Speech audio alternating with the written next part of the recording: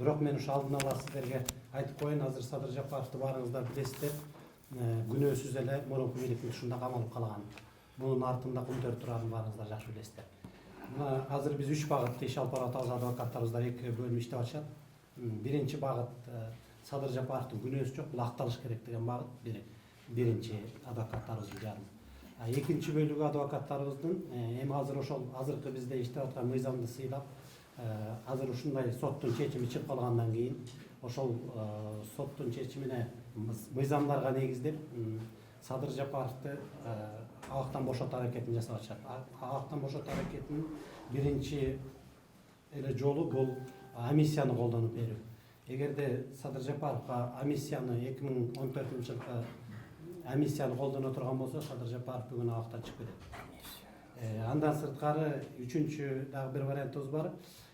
Февралдын ушул 2020-жылдын февралдын 6-сында жатак абакка которуу боюнча колония поселения деп коет экен. Ошого которуу боюнча дагы убактысы келет. 6 февралда колония поселенияга чыгып кетиши мүмкүн.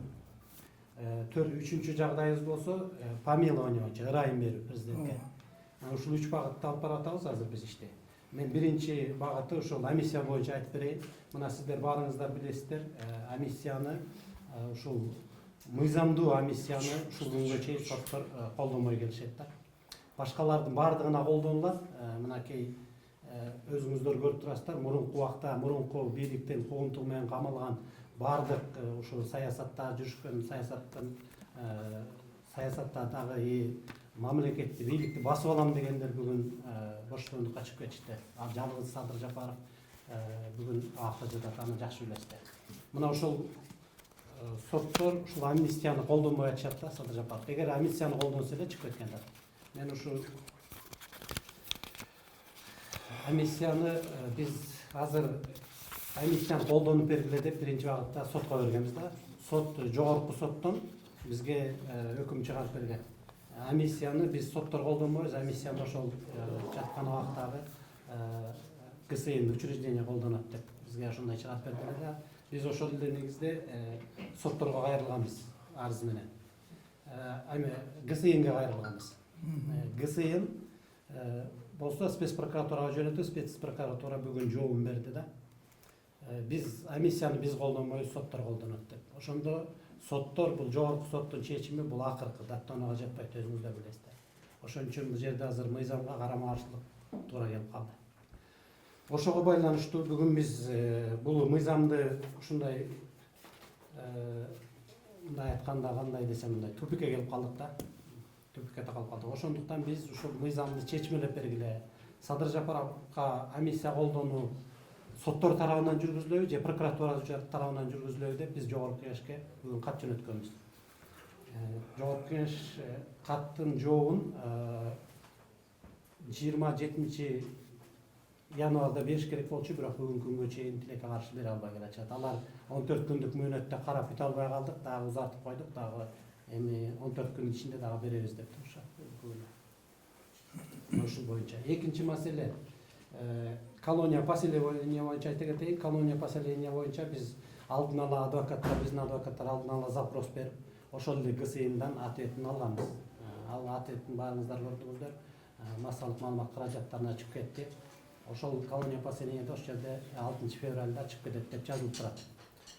Жакында эле ушул ГСИНдин өкүлдөрү массалык маалымат каражаттарга дагы алдын ала маалымат беришти. Жок, Садыр Жапаров 26-жылга чейин чыкпайт. 6 февралда биз ал колония поселенияга чыгара албайбыз деп. Бирок бул дагы туура эмес, анткени себеби колония поселенияга чыгар чыкпасын аны комиссия караш керек.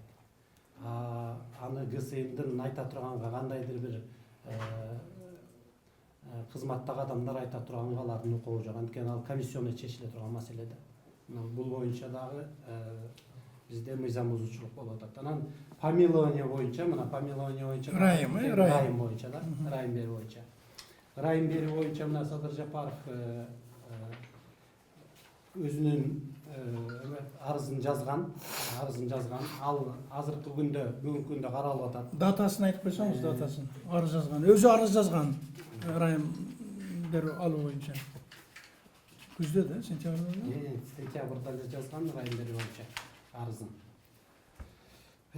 Анан мына ошондон бери бүгүнкү күнгө чейин ошол ар кандай шылтоолор менен ошол ырайым берүү дагы каралбай келатат.